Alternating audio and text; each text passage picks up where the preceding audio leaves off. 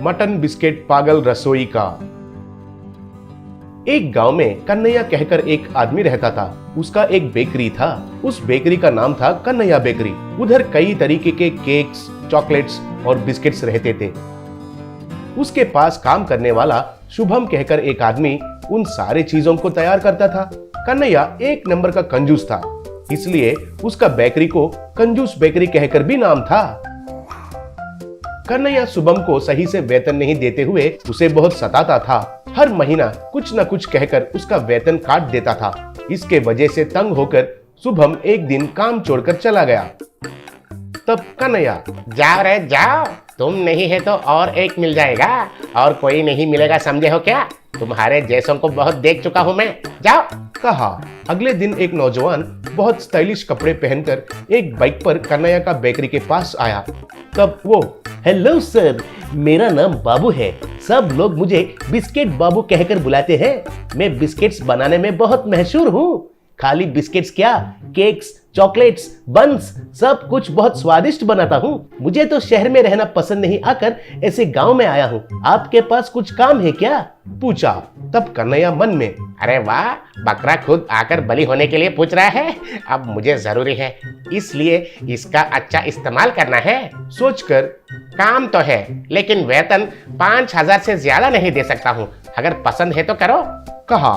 तब वो आदमी, कितना अपमान कर रहे हैं सर। मुझे तो वेतन की जरूरी भी नहीं है। मुझे तो मेरा बिस्किट खाकर लोगों का आंखों में वो खुशी देखना है, बस वही मुझे चाहिए। और एक बार ऐसा वेतन चेतन बोलोगे तो अच्छा नहीं रहेगा सर, कहा।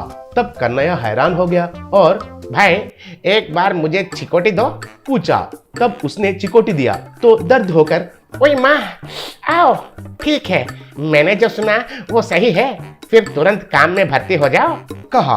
तब वो आदमी, लेकिन सर मेरा एक छोटा सा शर्त है। मैं हर रोज एक नया तरीके का बिस्किट तैयार करता हूँ, उसके लिए आप मना नहीं करना चाहिए, कहा।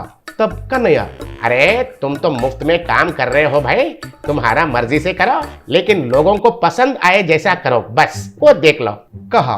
तब वो आदमी, और एक बात, बिस्किट खाकर अगर तारीफ करेंगे या फिर डांटेंगे तो आपको ही पढ़ना चाहिए, कहा। तब कन्हैया उसके लिए मान लिया। बाबू तुरंत काम में भर्ती हो गया।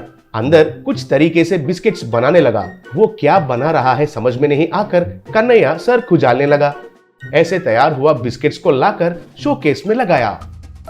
लोग आकर उनको खरीद कर खाने लगे। उनको उन बिस्किट्स का स्वाद बहुत पसंद आया। एक आदमी, अरे वाह, कौन सा बिस्किट्स है ये बाबू? बहुत बढ़िया है, बहुत, वाह वाह, अरे वाह, कहा।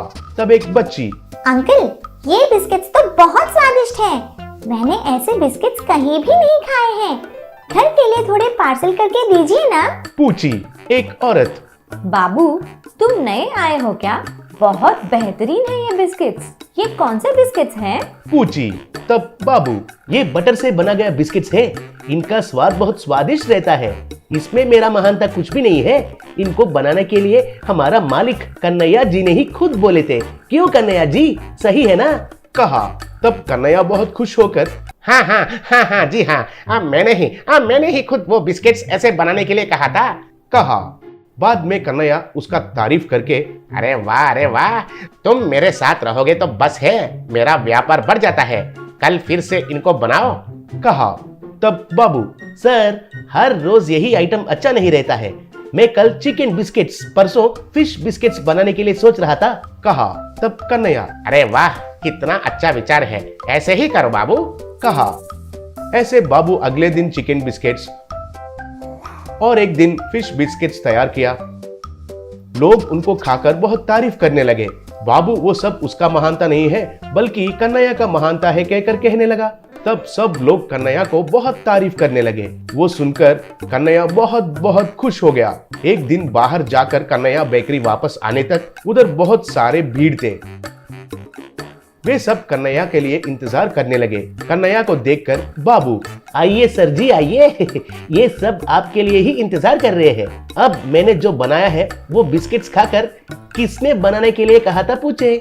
मैंने तो बनाया था, लेकिन इसका आइडिया मालिक कन्हैया जी का है कहा था। अब बताइए, ये बिस्किट्स आइडिया आपका ही है ना, कहा।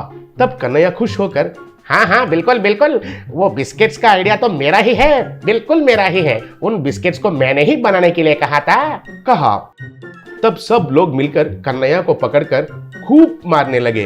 तब कन्हैया अरे बाप रे, मत मारिए मत मारिए। कहकर चिल्ला रहा था, लेकिन वे लोग तो मारते ही रहे। तब कन्हैया अरे पहले क्यों मार रहे हैं तो बताओ। पूछा। तब एक आदमी क्यों बे, क्यों मार रहे हैं कहकर पूछ रहे हो? उसने जो बनाया है वो बिस्किट्स में से गोबर का बदबू आया है। ये क्या है पूछे तो गोबर का बिस्किट्स बनाए तो उसमें से गोबर का बदबू के अलावा इत्र का गंध आएगा क्या कह रहा था। उनको ऐसे बनाने के लिए तुमने ही कहा है ना, कहकर उसको और मार के चले गए। तब कन्हैया अरे बाबू, गोबर से बिस्किट्स बनाना क्या है रे बाबू। पूछा। तब बाबू क्यों जी, हर एक दिन एक वैरायटी रहना है। मैंने तो आपको पहले ही बोल चुका था कि मैं हर रोज एक नया बिस्किट्स बनाता हूँ कहकर। आज ऐसा वैरायटी गोबर से बिस्किट्स बनाया है बस। कहा। इतने में उधर एक कीमती गाड़ी आकर रुका। उसमें से एक धनवान और 2 बॉडीगार्ड्स उतरे। वो धनवान क्यों भाई, वो मेरा बेटा है, थोड़ा दिमाग कमजोर है उसका। इतने दिन तुमने उसका ख्याल रखने के लिए बहुत बहुत धन्यवाद। गार्ड्स बाबू को लेकर आइए। कहा। तब बाबू नहीं नहीं, मैं नहीं आऊंगा, मैं नहीं आऊंगा कहकर मना कर रहा था, लेकिन वे बॉडीगार्ड्स उसे खींचकर लेके गए। कार चले जाने के बाद कन्हैया अरे ये तो पागल है। कहकर घस खाकर गिर गया।